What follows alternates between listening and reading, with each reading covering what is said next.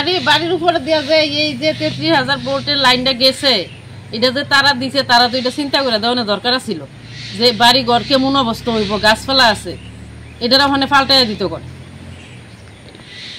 একবারে আপনারা বাড়ির উপর দিয়ে গাছ টাছ লাগিয়ে গেছে, বাড়ির উপর দিয়ে গাছপালার উপর দিয়ে গাছ আছে, নিচে উপরে সবখানে।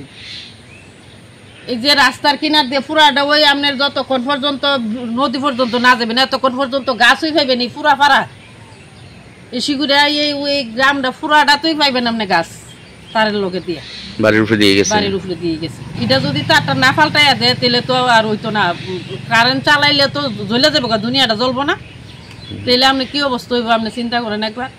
তারা তো এটা বিবেচনা করে দেওয়ানোর দরকার ছিল, ওখানে কোন এটা যাতে তাড়াতাড়ি পাল্টাইয়া দেয়। সিরা পড়লে তো ধ্বংস, এই রিক্সটা কেটে নিব নি কেউ। এরপরে দিয়ে একটা যে গরু আছে ইয়ে আছে, যে কোনো সময় আমরা জলের ওখানে দেখেন জলের অবস্থা এমন, তো যদি তার সিরা পরে জলতে দুনিয়ার মানুষ মরবো। কতদিন এটা দিচ্ছে? বছর গনে গেছে কত।